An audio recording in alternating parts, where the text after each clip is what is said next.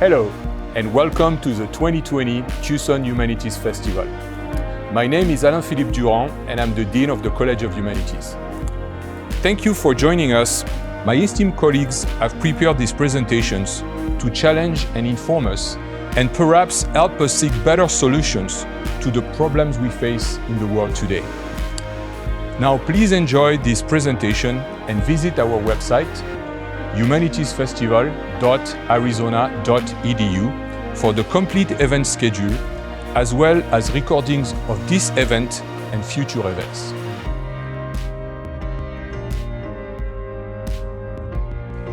The 2020 Tucson Humanities Festival is supported by the Humanities Seminars program. The program offers premier adult education by top university professors from its home here in the College of Humanities.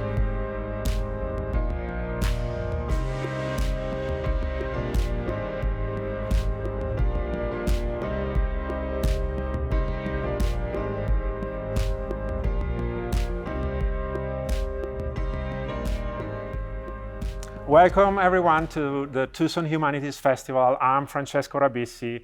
I teach Italian in the French and Italian department. And I'm here to introduce a wonderful movie called Fire at Sea. Fire at Sea is a documentary about the refugee crisis that reached its peak in 2015 when around 1 million people tried to cross the Mediterranean Sea to reach Europe in search of a better life. In 2019, the crisis was declared over by the European Commission, but if we look at the numbers of migrants who still try to enter Europe, it doesn't really seem to be the case. Just to give you an idea, in 2019, the deaths recorded on the 3 main Mediterranean sea routes are at around 1,200 individuals. And the corridor between North Africa and Italy remains the deadliest route for migrants. And it's really turning the Mediterranean Sea into a mass grave. The film you're about to watch was shot on the island of Lampedusa in Sicily in 2015. The filmmaker, Gianfranco Rosi, lived on the island for a year before starting the shooting. That's really part of his method.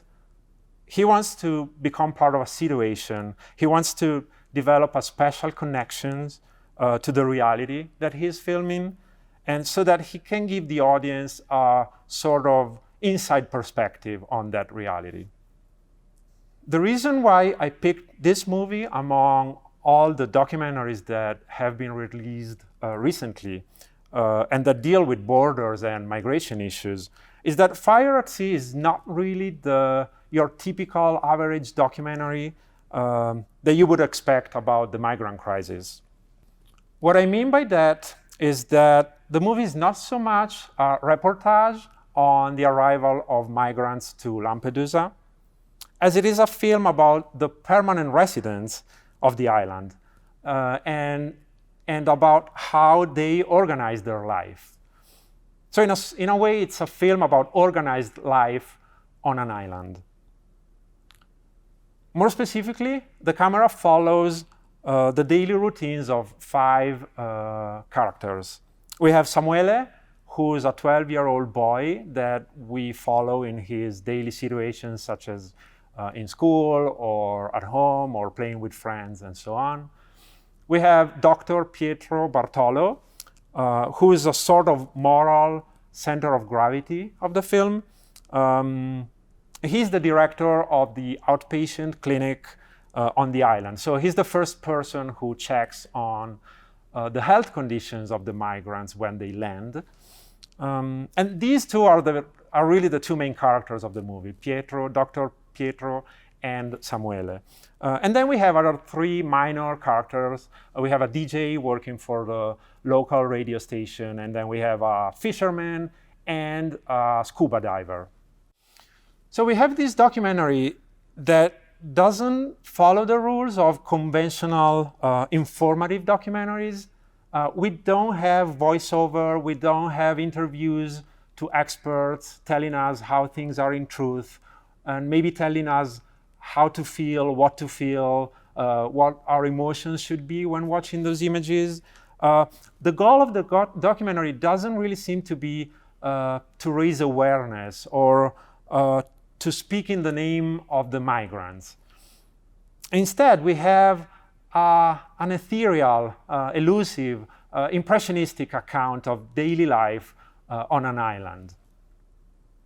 Now, I don't want to give you the wrong impression.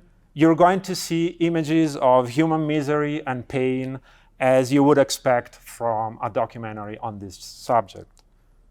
But as I said, the director sets the documentary qualities of his images against a background of normal, quiet life on the island. And so we have these two worlds that coexist without apparently ever intersecting. And it's really our job as audience to find the connection between the two worlds and to see how one world affects the other. In this regard, the film is very much neorealistic, as it is an observational documentary that wants to depict an atmosphere. It wants to establish a connection. It's looking for a special closeness with the represented subjects. And that's exactly what neorealist films did right after the Second World War in Italy. They explored the historical reality with a humble and precise voice, showing the wonders as well as the horrible things contained by that reality. I'm going to leave you with an image. There's a sequence in which the young boy, Samuele, is visited by a doctor and is diagnosed a lazy eye. The doctor explains to him that one of his eyes is not working well and that the brain is not receiving the correct image from that eye. I believe the lazy eye stands for the way the Western world has been short-sighted in looking at the refugee crisis, simply in terms of policy or as a problem of migration. The refugee crisis is a problem of poverty, closely connected to capitalism. So the movie is a reminder that whenever you hear people talking about building walls and limiting human rights, the only thing that is really limited is their perspective. So please keep both your eyes open and enjoy the film.